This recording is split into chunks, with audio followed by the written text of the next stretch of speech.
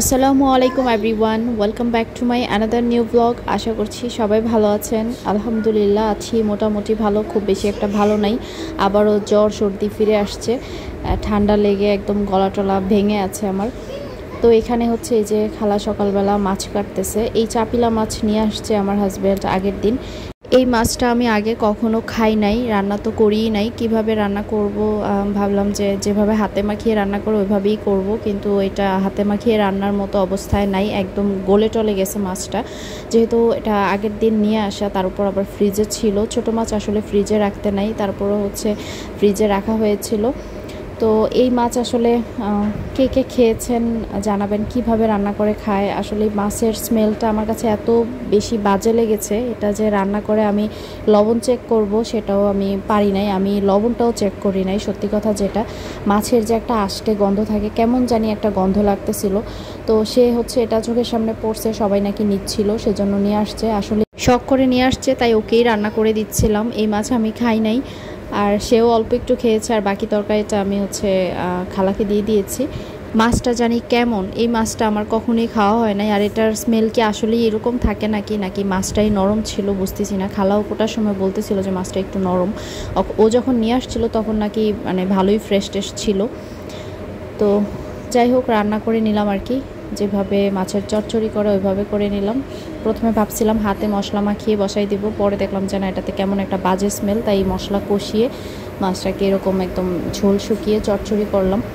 তারপর আমি হচ্ছে আজকে আরও রান্না করব চিংড়ি মাছ দিয়ে কচুর ছড়া, আর আমার একটু শুটকি খেতে ইচ্ছে করতেছিল। তো আম্মু যে শুটকি দিয়েছিল ওখান থেকে নিয়েছি। এখানে এই শুটকিগুলো হচ্ছে কাচকি শুটকি। তো শুটকিটাকে হচ্ছে আমি ভুনা করব। তো ওই চাপিলা মাছটা রান্না করে আমি আলাদা করে এটা তুলে রেখেছি, মানে বেড়ে রেখেছি আর কি। এখন ওই কড়াইয়ের মধ্যে এখন আমি ছড়াটা রান্না করব। আর আমার হাজব্যান্ডকে বলছি যে এই মাছ যেন ভুলেও আর কখনো না আনে, কারণ মাছের যে গন্ধটা একটুও ভালো না। আর এই মাছ কিভাবে খায় বা এটা কিভাবে রান্না করলে মজা লাগে আমিও জানি না, যেহেতু আগে কখনো খাওয়া হয়নি। তো এই যে এখানে মশলার মধ্যে চিংড়ি মাছগুলো কষিয়ে এখন দিয়ে দিচ্ছি ছড়া। কচুর ছড়া আমার কাছে অনেক ভালো লাগে, সাথে একটু টক জাতীয় কিছু দিলে আরও বেশি ভালো লাগে। তো আজকে আমি এখানে দিব আমড়ার খোসা। খোসা বলতে আমড়াটা সহ, মানে খোসার সাথে একটু ভারী করে কেটে নিয়েছি।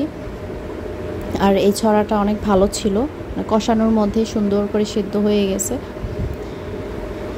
এই ছিল আমার আজকের রান্না বান্না। রান্না করতে আমার ভালো লাগলেও মাঝে মাঝে রান্না করতে এত বিরক্ত লাগে, রান্না করতে ইচ্ছে করে না, মন চায় যে রান্না ছাড়াই থাকি। মানে একদমই ভালো লাগে না, রান্নাঘরের পাশ দিয়েও যেতে ইচ্ছে করে না। এরকমটা কি আমার একাই হয় নাকি আপনাদেরও হয়? রান্না করতে আমি বরাবরই ভালোবাসি, বাট মাঝে মাঝে একটু বিরক্ত লাগে। আবার অনেক সময় দেখা যায় সিক থাকলে রান্না বান্না করতে একদমই ইচ্ছে করে না। এখন শরীরটা কয়েকদিন থেকে খুবই খারাপ যাচ্ছে। আরিশ আমরা দুইজনই হচ্ছে অসুস্থ আছি। আসলে জ্বরটা হচ্ছে আবারও আসতেছে, একবার কিন্তু জ্বর হয়ে গেছে আমাদের, এখন আবার জ্বর, আর শরীর অনেক বেশি খারাপ লাগে। তো এই যে এখানে আমি মশলা কষিয়ে নিয়েছি, টমেটো কুচি দিয়েছি, এখন দিয়ে দিলাম কাচকি শুটকি। এই শুটকিটা হচ্ছে একটু আমি ভিজিয়ে রেখেছিলাম পানিতে, ভিজিয়ে রাখলে একটু নরম হয়। এভাবে কাচকি শুটকি ভুনাটা ভালোই লাগে খেতে।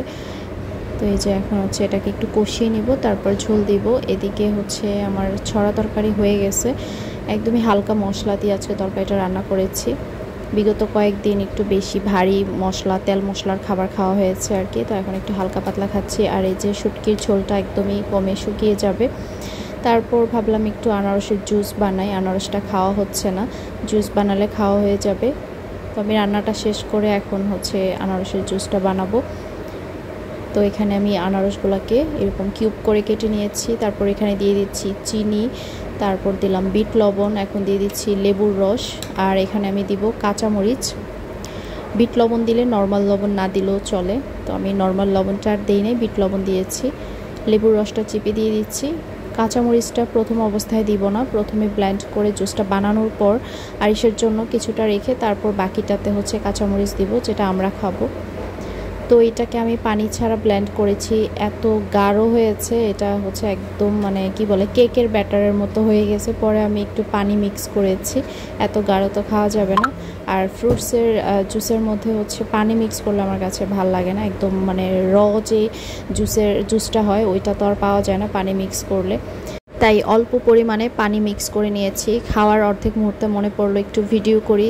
আরিশও হচ্ছে আমাদের সাথে চিয়ার্স করলো, আর ও হচ্ছে জুস গ্লাসে নেওয়ার পর যেটা সবসময়ই বলে, আমাকে একটু লেবু গোল করে কেটে গ্লাসের মধ্যে লাগাই দাও, এই কথাটা সে বলে। এটা সে কোত্থেকে দেখেছে। তো এখন হচ্ছে গ্লাসে কোনো জুস দিলেই সে এরকম বলবে যে লেবুটাকে গোল করে কেটে তারপর জুসের গ্লাসের মধ্যে যেন আমি লাগিয়ে দিই। তো আসার সময় হচ্ছে একটু নাস্তা নিয়ে আসছে সিপি থেকে, চিকেন ফ্রাই আর চিকেন বল। তো আরিশ হচ্ছে চিকেন ফ্রাইটা খেতে চায় না, ও হচ্ছে চিকেনের ফ্রাই আইটেমটা বলতে স্ট্রিপস আর হচ্ছে পপকর্ন এই জাতীয় ছোট ছোট ফ্রাইগুলো খায়, বড়গুলো খেতে চায় না। তো আমাদের দুজনের জন্য নিয়ে আসছে, আর ওর জন্য ছিল চিকেন বল। তো এখন সন্ধ্যায় নাস্তা খেয়ে নেব। তো আজকের ব্লগটা এই পর্যন্তই, ছোট্ট একটা ব্লগ শেয়ার করলাম আপনাদের সাথে। সবাই ভালো থাকবেন, সুস্থ থাকবেন, দোয়া করবেন আমাদের জন্য। আল্লাহ হাফেজ।